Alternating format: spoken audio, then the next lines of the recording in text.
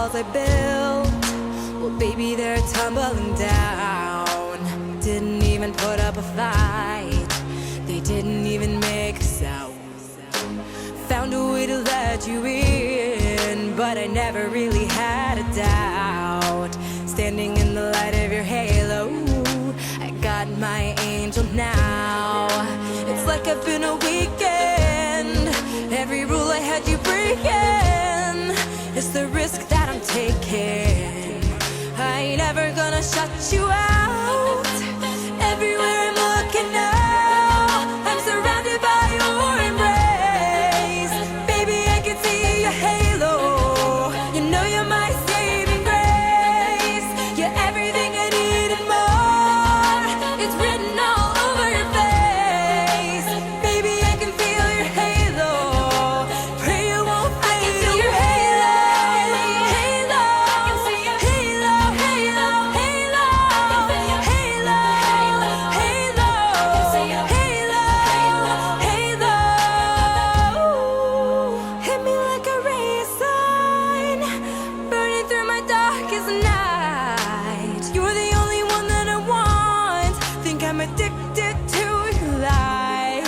I swore I'd never fall again, but this don't even feel like falling. How are you? I'm doing well. Congratulations on the marriage. It's going to be great. Back to the ground again. It's like I've been a weekend. Every rule I had you breaking. It's the risk that I'm Ladies and gentlemen, good afternoon and welcome to the 146th Baccalaureate Service. The service is about to begin. Before we start, please silence your cell phones and please keep the aisles clear during the processional and throughout the ceremony, the center and the side and the cross aisles. Thank you. We invite you to please stand as we recognize the 1,405 graduating seniors and the academic procession.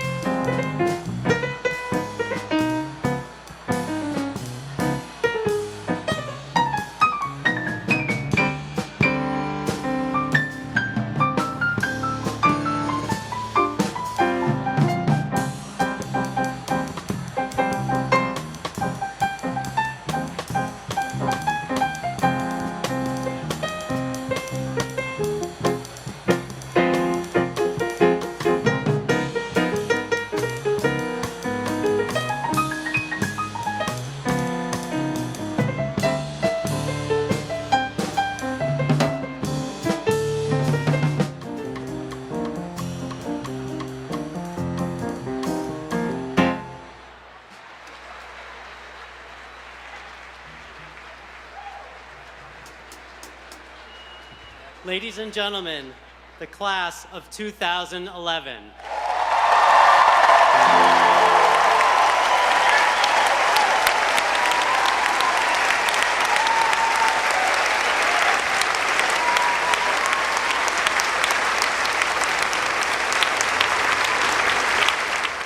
At this time, we'd invite you to please rise to welcome the platform party, the President, Lawrence S. Bacow,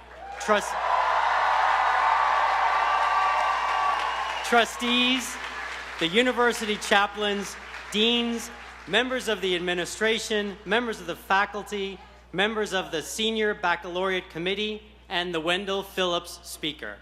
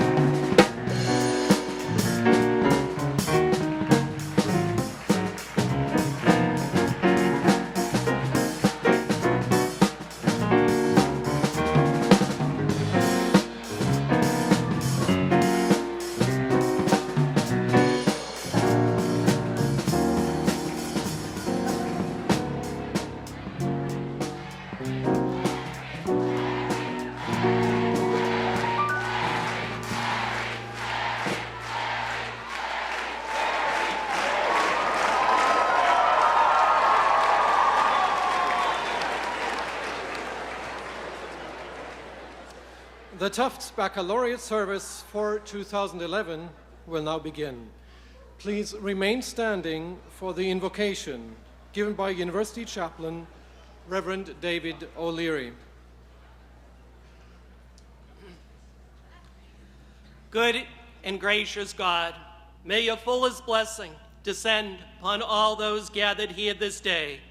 For you have given us so much, loving families, friends, the opportunities to expand our minds, questions to search for truth, to learn, and to be awed by your creation.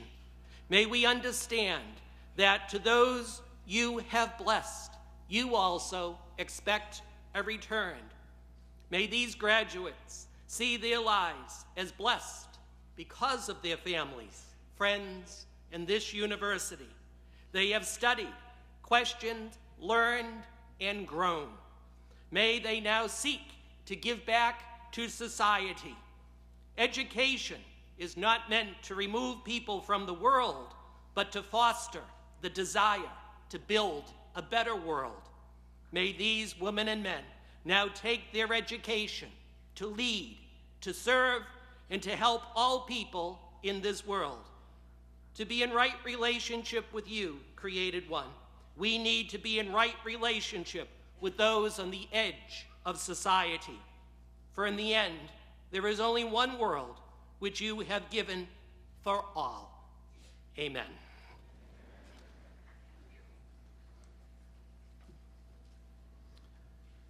Please be seated.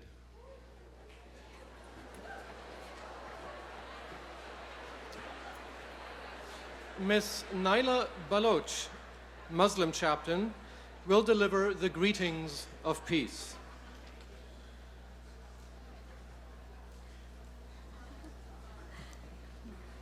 Peace be upon you all.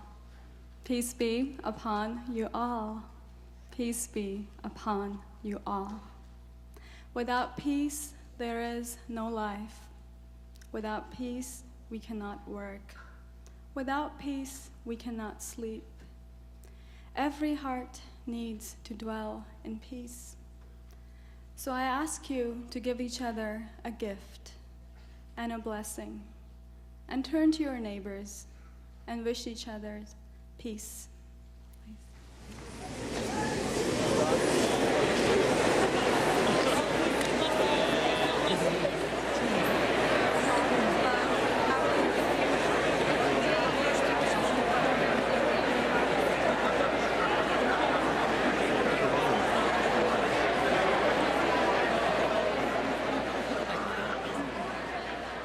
Our vocalist, Laurie Allen, will lead us in the opening hymn, Morning Has Broken. She will sing the first verse, and then I invite you to rise and join us in the second and third verses.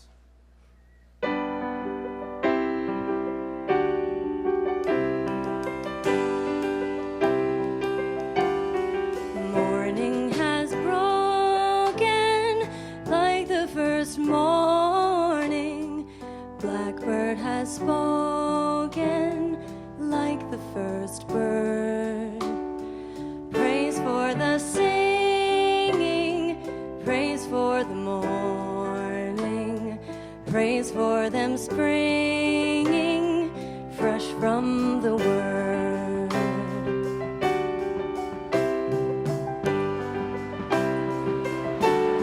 Sweet the rain's new fall, sunlit from heaven, like the first dew fall on the first grass. Praise for the straightness of the wet garden, sprung in completeness where God's feet pass.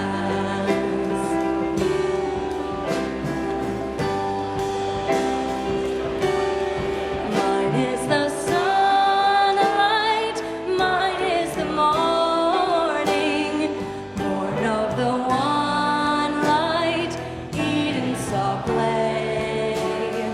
Praise with elation, praise every morning, God's recreation of the new day.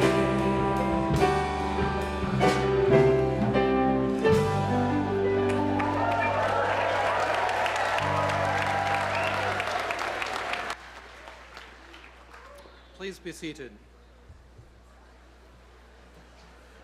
The Wendell Phillips Memorial Scholarship is one of two prize scholarships, the other being assigned to Harvard University, which were established in 1896 by the Wendell Phillips Memorial Fund Association in honor of Boston's great preacher and orator.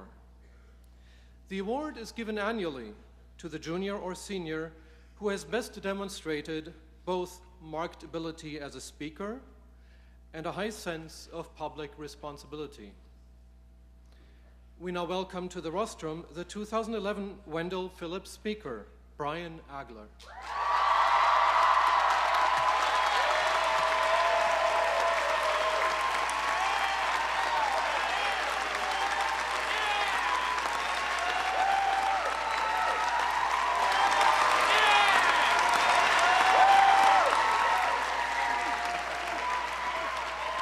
Thank you. Before I get going, I want to give a special word of thanks to the Committee on Student Life for affording me this. Words can't even begin to describe how much of an honor this is. The world was supposed to end today.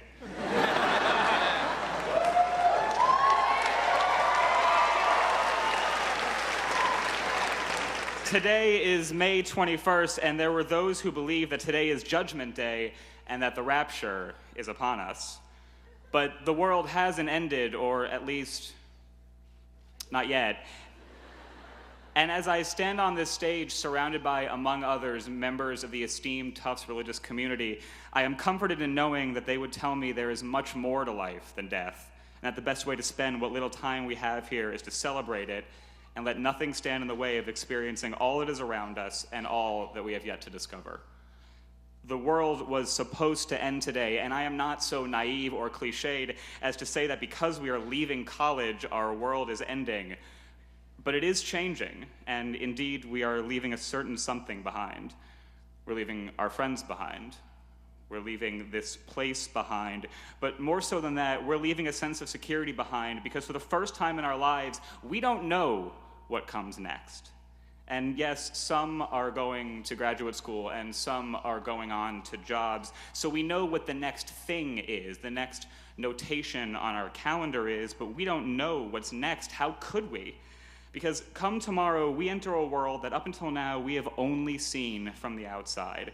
We are to enter this real world, and it is unknown to us, and that is terrifying.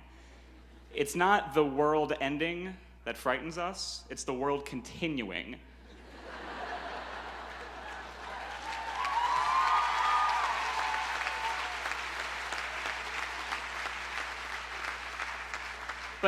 But this is all to be expected. Let's take comfort in our mutual chickenness. Every so often a poll comes out detailing what, as a nation, our greatest fears are, and the winners are usually death and public speaking. Death I get, and public speaking, not a huge deal. I'm imagining all of you in your underwear right now, and you look fantastic. But at their core, aren't fears of death and public speaking just fears of the unknown? We don't know what will happen when we die. Is there a heaven? Will it hurt? And we don't know what will happen when we say something in public. Will people listen? Will they like us? We don't fear the question, we fear not knowing the answer. And we're all scared of growing up, and anyone who says otherwise is lying, and you should tell them that and hit them, because lying is not okay. This university taught me so much, and not just about whatever academic discipline I happen to be studying, but about myself. This university taught me so much, but it didn't teach me everything. It just can't. And starting tomorrow, we will all be overwhelmed with what we don't know. We're adults now, and so I have to ask, what is a health insurance? How do mortgages work? Is it like Monopoly, where you just flip your property over and you get half the money?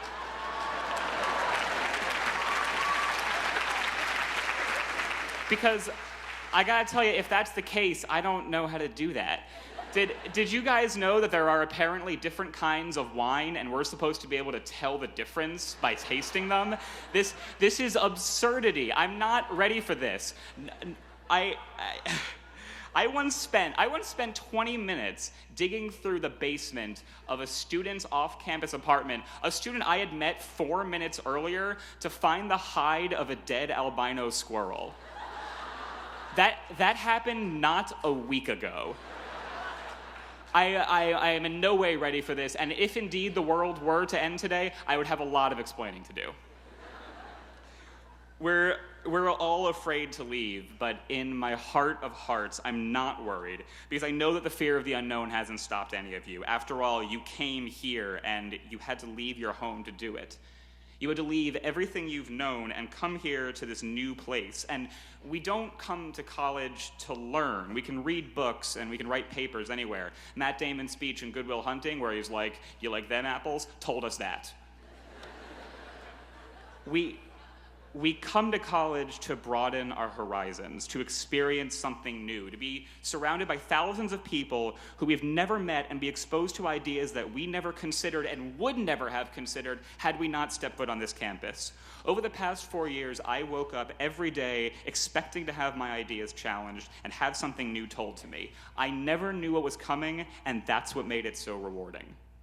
It was easy to conquer that fear when we were at Tufts, a safe place, but now we have to venture out and we don't know what to do with this trepidation. Fear serves a biological purpose, at least that's what I tell people when I see a bug in my room and I jump on my bed and start screaming. Seriously, why are we not all more concerned about house centipedes? They're fast and they're organized.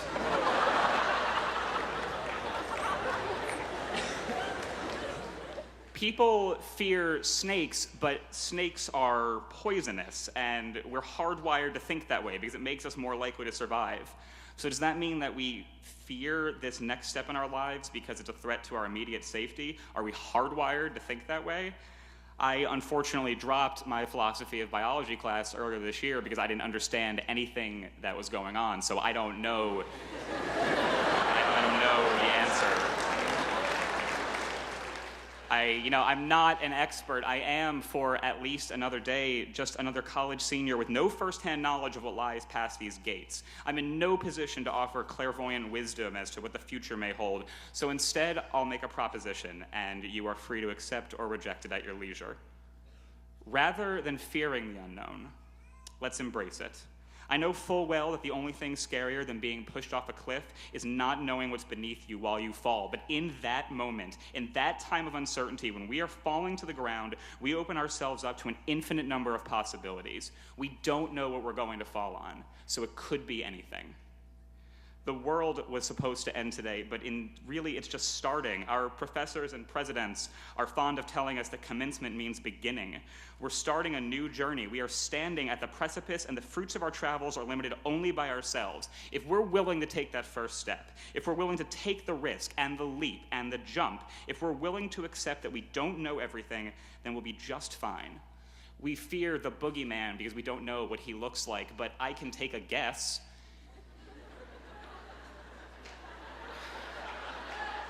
He's just a man made entirely of boogers. That's not scary, that's hilarious. And I've spent a great deal of time here talking about the big things, and on a big day such as today, it seems only appropriate, but I hope you all know that what I'm saying doesn't apply to just these grand, important moments. The strength we use to conquer the unknown after graduation tomorrow is the strength we use in conquering everyday fears. And I say to you now, take the risk. Ask her out. Eat that food that you didn't want to eat. Go skydiving. It doesn't matter. Make yourself do something where you have absolutely no clue what the end result will be. You will be the better for it. And to those who decided not to pay their cable bill because they thought the world was ending, I'm sorry, the world is not ending today and you still have to pay it.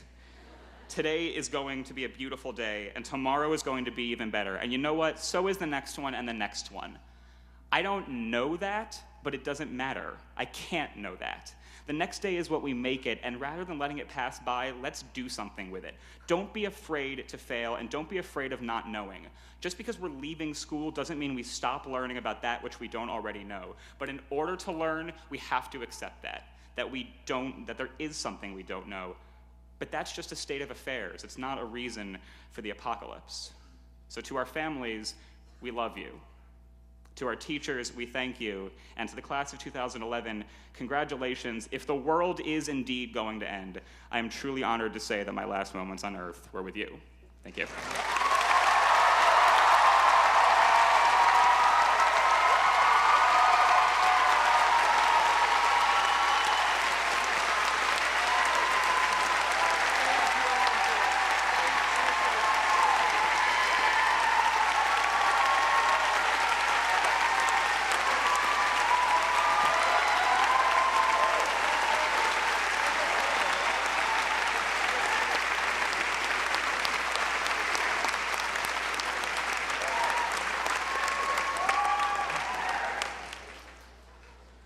Thank you, Mr. Agler.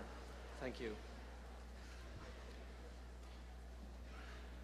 The prayer for the university will be offered by our Catholic chaplain, Miss Lynn Cooper, followed by our student baccalaureate readers, Saad Alam, Rachel Finn, Abigail Fuller, Casey Mitchell, and Charles Skold.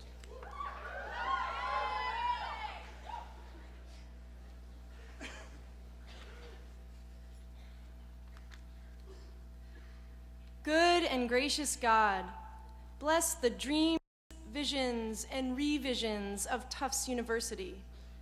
Inspire our students, faculty, staff, alumni, and friends as they seek wisdom looking outward and inward. By your grace, may we continue to cultivate the interests, passions, and loves that you have implanted within us. Grant us good humor and good health.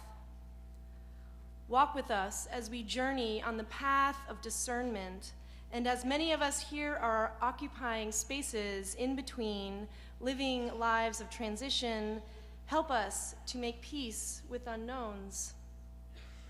Bless our neighbors in Somerville, Medford, Grafton, and Boston. Help them to live in safety and to find productive and fulfilling work so that they can care for their families as they had intended. God of all beginnings and endings, we praise you and thank you for the gift of this school year, for the gift of being here this afternoon. And we ask you for your continued blessings on Tufts, our home. You speak to us through our family, through our community, through our interactions with strangers, and through our exchanges with dear friends. Teach us to encounter the world with grace and to see each other with your empathetic and compassionate eyes. And most of all, when we forget who we are or lose track of where we are going, help us to remember ourselves. Help us to remember our roots and to realize our fullness. Amen.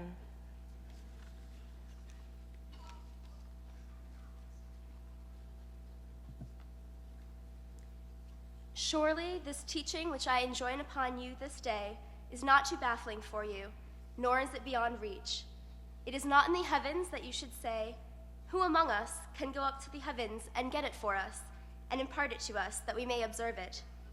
Neither is it beyond the sea that you should say, who among us can cross to the other side of the sea, and get it for us, and impart it to us, that we may observe it? No, the thing is very close to you, in your mouth and in your heart, to observe it. I call heaven and earth to witness for you this day. I have put before you life and death, blessing and curse. Choose life, so that you and your children will live.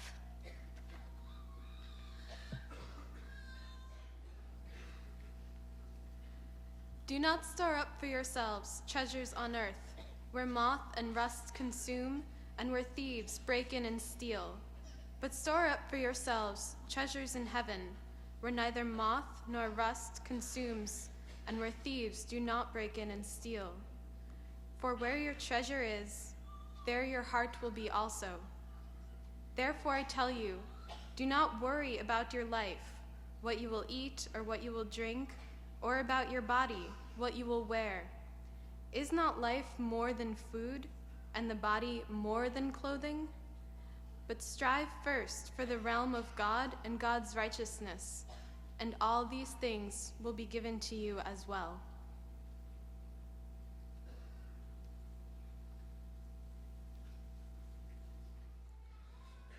بسم الله الرحمن الرحيم ألم نشرح لك صدرك ووضعنا عنك وزرك الذي أنقض ظهرك ورفعنا لك ذكرك فإن مع العسر يسرا إن مع العسر يسرا فإذا فرغت فانصب وإلى ربك فارغب.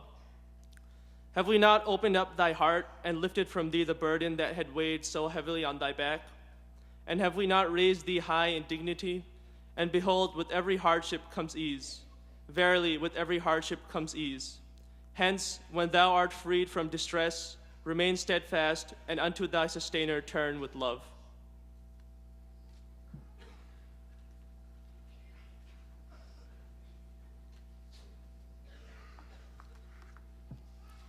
Everyone will please join in the response.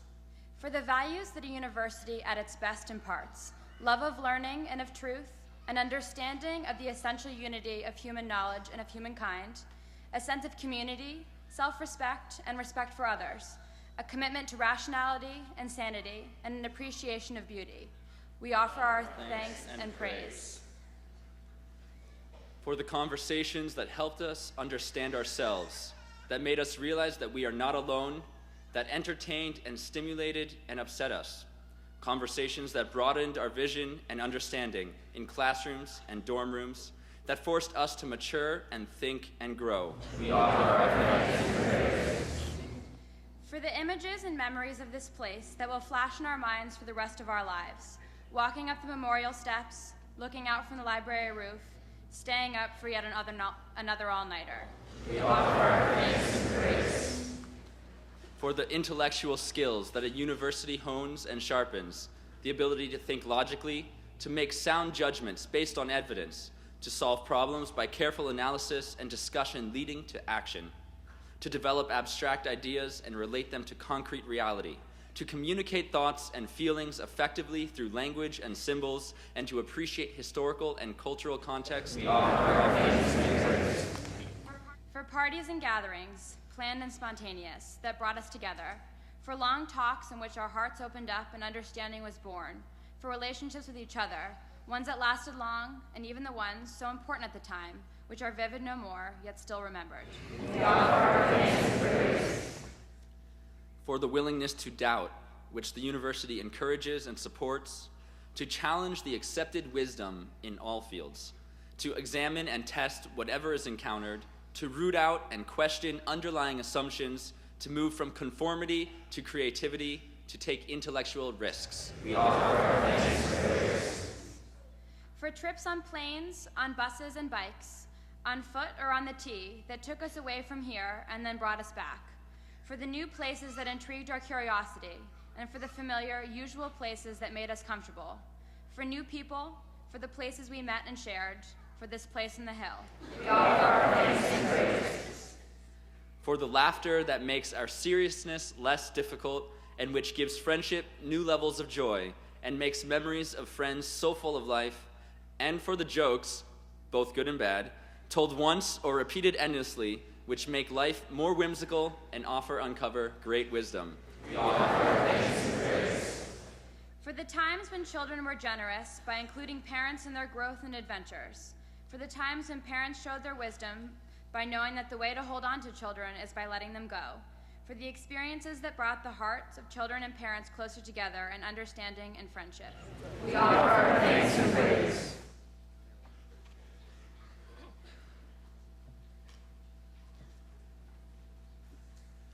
I would like to offer a special word of thanks to two of the people up here on the platform. Special word of thanks to Trustee Jeffrey B. Kindler and also Trustee Hugh Rome III. Being a trustee is very important to the life of this university. By your presence here today, we are honored that you wanted to share in this event. So thank you.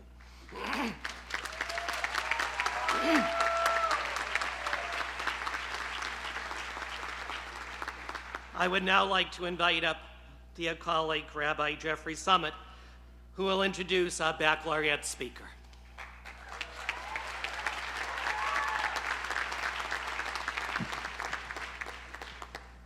It is my honor to introduce our baccalaureate speaker, Lawrence S. Bacow, the 12th president of Tufts University.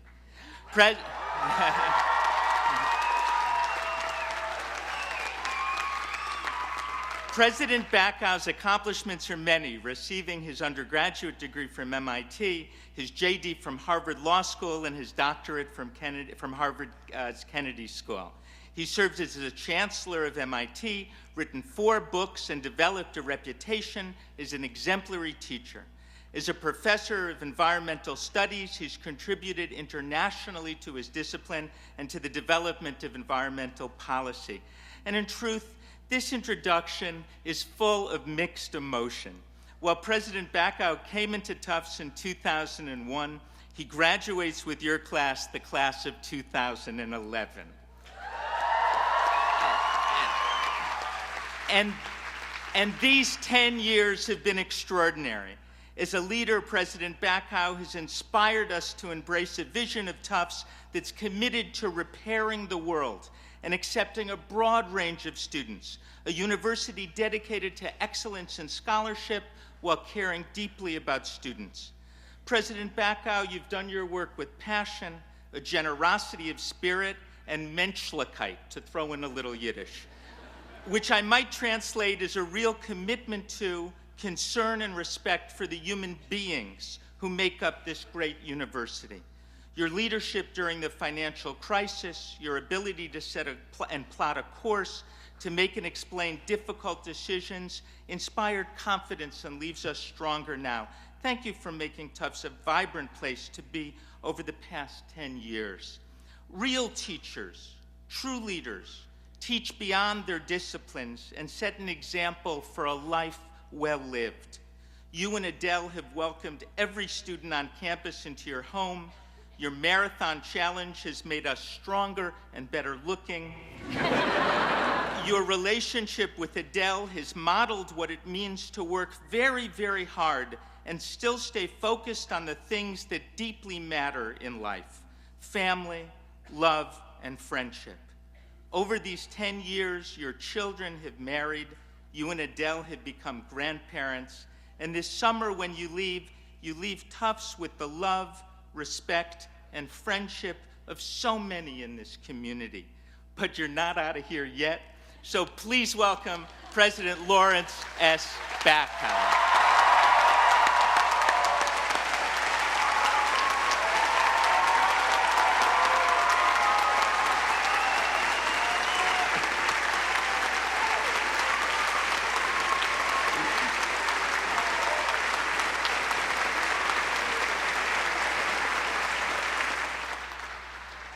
Thank you very much, Jeff, for that very, very generous introduction. And before I get started officially, I just want to say, Brian, I have heard 10 Wendell Phillips Society speakers now, and I have to say, that was the best speech I've ever heard.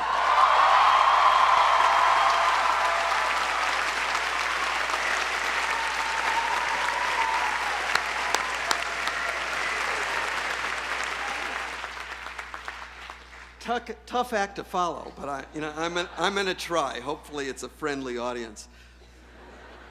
Parents, family members, faculty, trustees, friends, but most importantly, to my fellow members of the class of 2011, welcome. It's really hard to believe that this day has finally come. Tomorrow, you will graduate from Tufts. As Brian has already told you, your college days have officially ended, and you're about to commence the rest of your life. I suspect most of you are feeling mixed emotions: pride at having completed your degree, excitement about all that awaits you, sadness at having to say goodbye to good friends, all tempered by a bit of anxiety, dare I say, Brian, fear of the unknown. From the time you were 5, each year of school followed the next. We didn't coordinate, by the way. This is really... Except for having to decide where to go to college and what to study, your choices were actually quite limited. Now all that changes. You're about to make some very important decisions: where to live, what to do, and how to support yourself in the process. Terrifying, isn't it? Those are your parents clapping.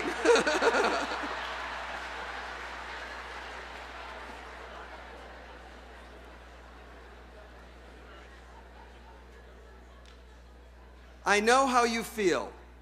Like you, I'm going through similar changes. Adele and I are also about to take leave from this hill, from Tufts, a very special place that we have grown to love. Like you, we are leaving the comfort of familiar circumstances, saying goodbye to old friends. We are not quite sure what the future holds for us either. But while this uncertainty can be a bit scary, it can also be exciting, an opportunity for great personal growth. I hope that you will embrace the decisions that await you with enthusiasm. You are well equipped to take on the world. You know far more than you realize, and if you are like the other 100,000 Tufts alumni spread throughout the world, you will do well. The last time you faced similar anxiety was 4 years ago when you entered Tufts as freshmen. It seems like only yesterday that we all gathered on the quad for matriculation. At the time, you were worried about whether you would like your roommate, what you would study at Tufts, and whether you were up to the competition. And perhaps most of all, how would you survive having to do your own laundry? Well, you managed to overcome all those hurdles, and you will also manage the challenges that now stand before you. I have great confidence in each and every one of you. Many of you, including some of your parents as we were walking in, commented to me how quickly these 4 years have passed. The time has also flown by for Adele and for me, too. When we greeted you at matriculation 4 years ago, we actually knew that you would be the last class that we would see through from start to finish. As a result, you have always been special to the two of us, and you will always be. In fact, I hope you don't mind that we have declared ourselves fellow members of the class of 2011.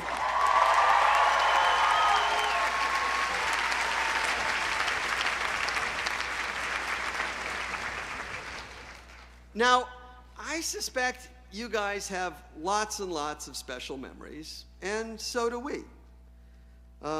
So let me share a few of our special memories from the past 4 years with you. Adele and I will never forget busting a few moves with many of you at the Tufts Dance Collective show. Thanks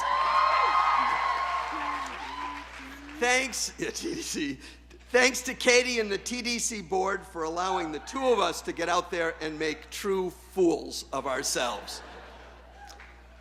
Appearing on stage as a drunken sailor and his wench in Dido and Aeneas, and as beggars in the Threepenny Opera. In both cases, perfectly typecast as a university president and his spouse. Singing in public for the first time since our respective bar and bar mitzvahs. At the opening of Over the Rainbow, Broadway Cares About AIDS. We'd like to thank Sam and Ji-woon for the opportunity, but I think Adele and I are going to retire for another 47 years before we try that again in public. Welcoming an incredible group of distinguished visitors to our campus, including Joshua Bell, Tony Blair, Katie Couric, Nancy Pelosi, Michael Pollan, Michael Sandel, Stephen Sondheim, and Bob Woodward, just to name a few. Being at the campus center with so many of you on election night in 2008, and then watching with pride as a few thousand of you marched together and broke into patriotic song on the residential quad. Training through Boston's worst winter in memory with my fellow members of the President's Marathon Challenge team, and then being at the finish line to give each of you with Don Megerly a sweaty hug. What an amazing experience.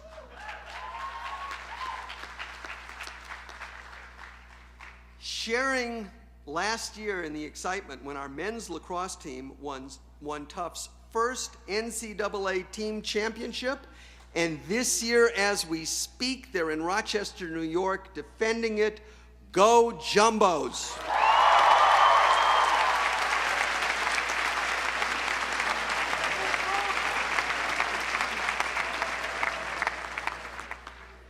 Throwing out the first pitch at Fenway Park with 700 Jumbos present to see me do it. What a thrill, and I didn't bounce it up to the plate. How good is that? And watching with pride as our own Beelzebubs charmed the nation with their amazing run on Sing Off. And watching them as they now appear as the voices of the Warblers on Glee. Senior dinners, meeting our Tufts in Spain students at the U.S. Ambassador's house in Madrid for dinner, enjoying home-cooked meals at 39 Curtis Avenue and Hillside 210. Thanks, guys. All very, very special memories. I could go on, but some of you are sitting out there in the sun, so I will be brief. But what Adele and I will remember most is seeing so many of you arrive as, let's face it, slightly insecure freshmen, and now leave as confident, well-educated, worldly young men and women. Moms and dads, 4 years ago at matriculation, I told you that the fact that you were sitting there on that day was evidence that you had done your job well as parents. Now I hope you will agree with me that the fact that you are sitting here today with us at this ceremony is evidence that your kids have done their job well, with a little bit of help from their faculty and staff.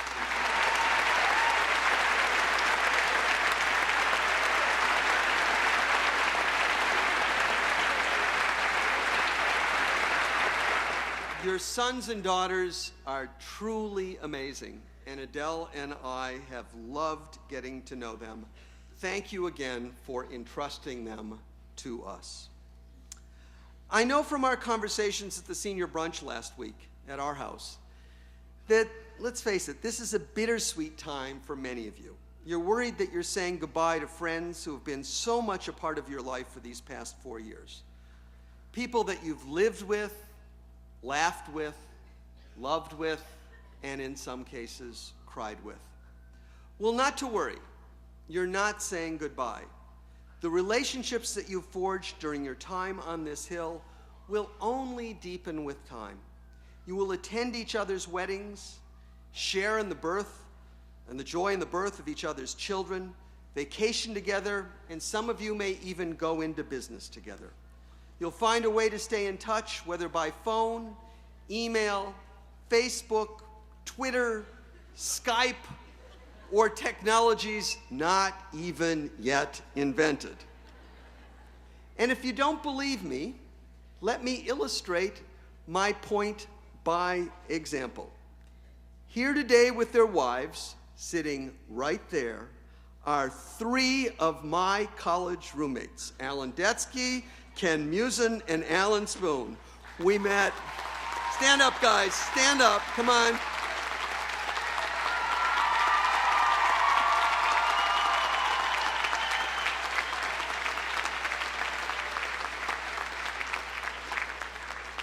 We met 42 years ago this fall as freshmen. We are still getting together regularly, and so will you. I suspect many of you would love to have a crystal ball that would allow you to peer into the future, to tell you what you're going to do with your life. You would love to know how you're going to earn a living, whether you will be happy and successful, and with whom you will share life's passages. If such a crystal ball existed, I would tell you to throw it away. Life is interesting in part because your future is not ordained. You have the opportunity, indeed the responsibility, to shape your life. Take control. Make your choices deliberately and intelligently. As Brian has already told you, embrace uncertainty and be prepared to recognize opportunity when it walks up and hits you in the face, because I guarantee you it will. Freud was once asked about the meaning of life. I'm paraphrasing his response only slightly. He said, to work and to love. And at the risk of being accused of editing Freud, I would also add, and to serve. How fortunate you will be to find meaningful work, work that fulfills you, work that you enjoy, work that makes a difference. Whenever I've confronted career decisions, I've asked myself 3 questions. First, is the job worth doing? Not all jobs are. We spend so much of our time at work that I think it should have a purpose that we believe in. This is a very personal judgment, and you are entitled to make it on your own. Listen to your heart. Second, will you grow and learn in the job? A job should stretch you. It should force you to master new skills and embrace new challenges. If it does not, you will soon grow stale and unhappy. Finally, will you like and respect your colleagues? Life is too short to work with people that you neither like nor respect. Also, it's difficult to learn from people if you do not first hold them in high esteem. It's not enough to ask these questions when you're contemplating a new job. You have to continually ask them because circumstances can change. Candidly, one reason I am stepping down as president after 10 years is that I worry about growing stale. Serving as your president has been a true joy. I could not have asked for more meaningful work, and I absolutely love my colleagues. But I need to move on if I'm going to continue to grow as a person. I hope that someday each of you will be similarly blessed to have the opportunity to do work that makes a true difference in other people's lives, work that stretches you, and to do it with people that you really like and respect. What about love? You will never find fulfillment if you do not have the opportunity to love and to be loved. Finding the right partner is the great lottery in life. I would tell you, I was incredibly lucky. I won this lottery big time. Thank you, Adele.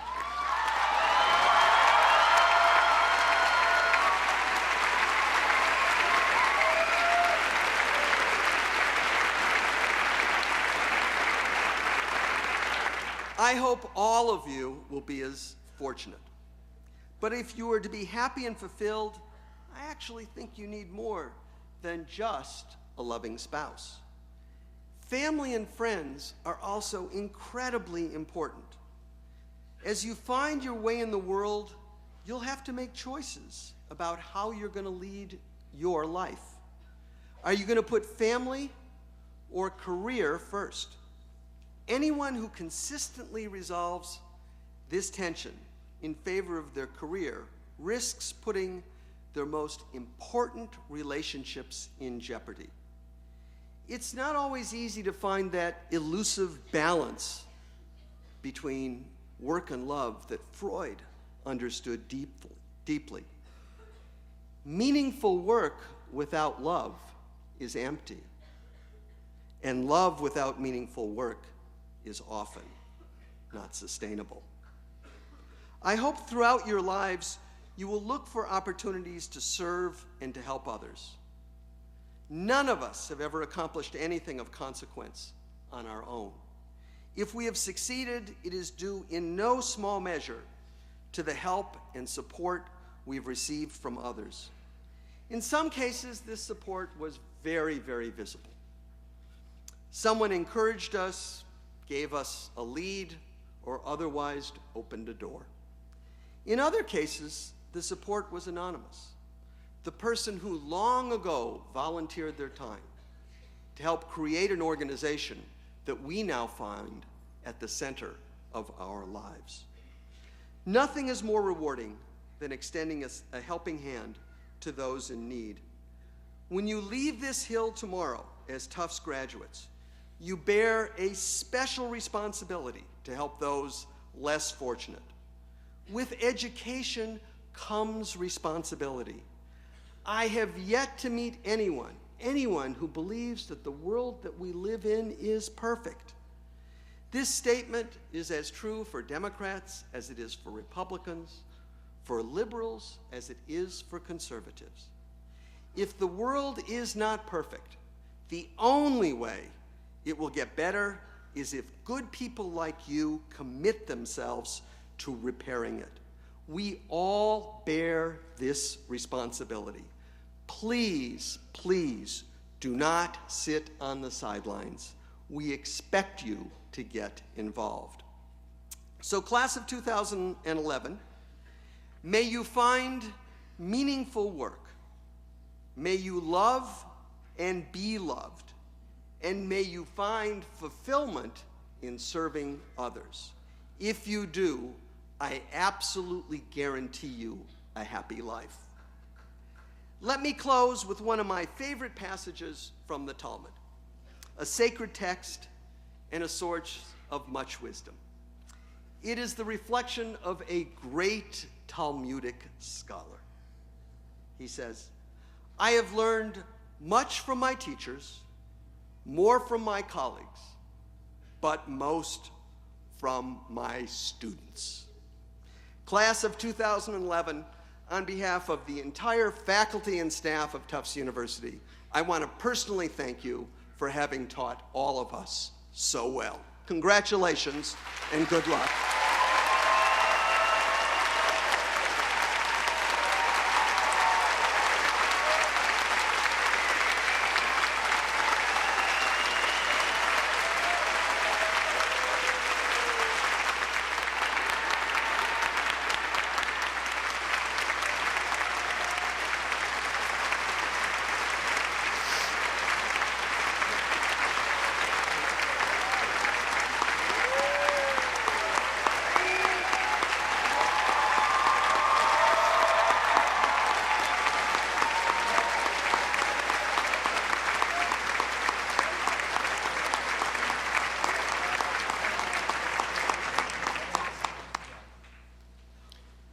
Thank you, President Bacow.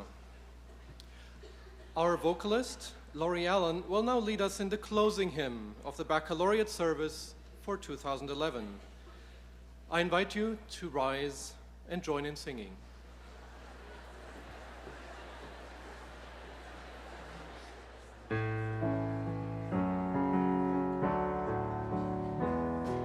Let there be peace on earth, and let it begin with me. Let there be peace on earth, the peace that was meant to be, with God as our creator. Family all are we. Let us walk with each other in perfect harmony.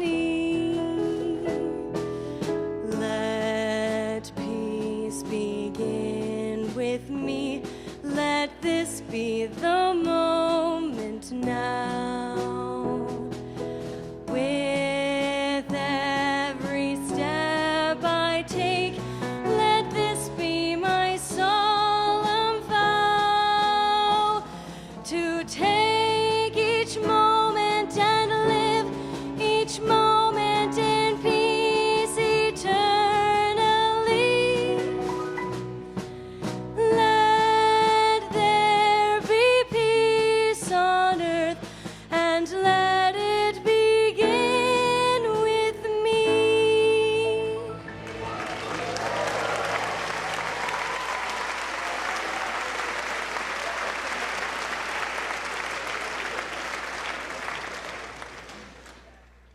In conclusion of the Baccalaureate Service, Reverend Carrie Harthen, Protestant chaplain, will offer the benediction. Following the benediction, please remain standing for the recessional of the platform party, followed by the recessional of the senior class.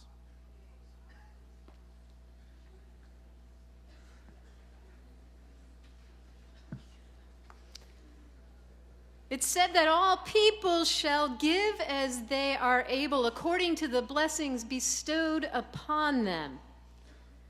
And the challenge, though, it seems to me, and probably to all of us who've experienced just a wee bit more life than all of you, is to stay true to and accept the gifts and the blessings that we know are uniquely our own. My father, a Tufts alum and an engineer, is fond of reminding us kids, even though our hair continues to gray, that the strongest steel is forged in the hottest ovens.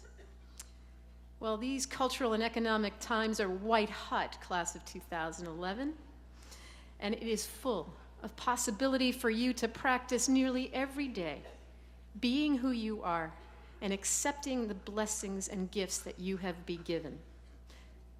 But we do need to practice a little bit this acceptance. So when I give the signal, and it will be something like this, that's my signal, you will say, "My blessing I offer the world." My blessing I offer the world. One more time. My blessings I offer the world.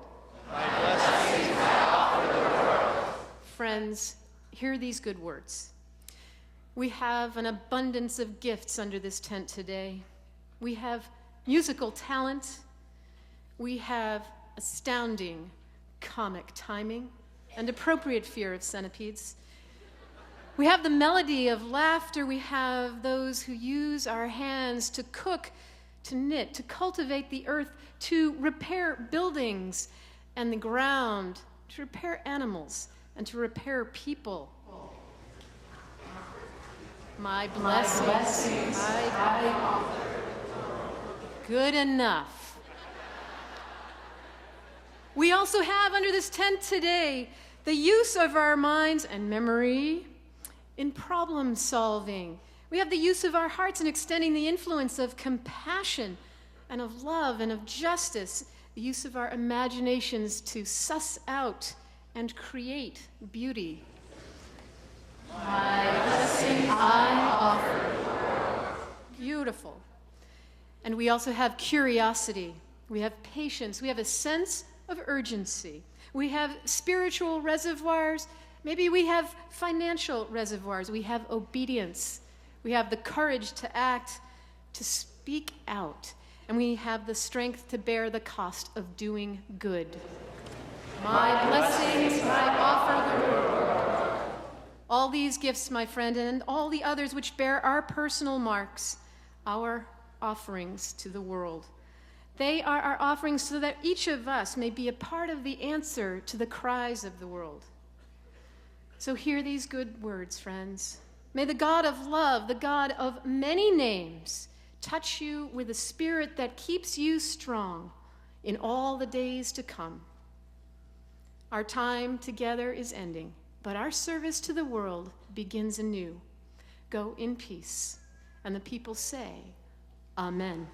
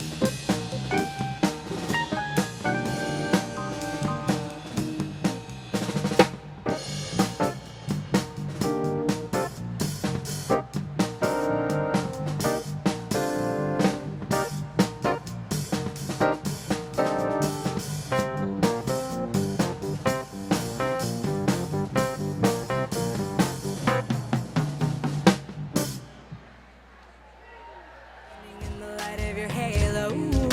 I got my angel now. It's like I've been a weekend. Every rule I had you breaking. It's the risk that I'm taking. I ain't ever gonna shut you out.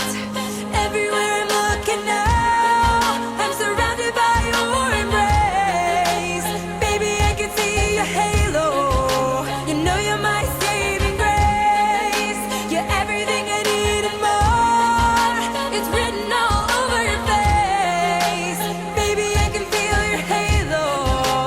Pray you won't fade. Your halo, halo, halo, halo, halo, halo, halo, halo.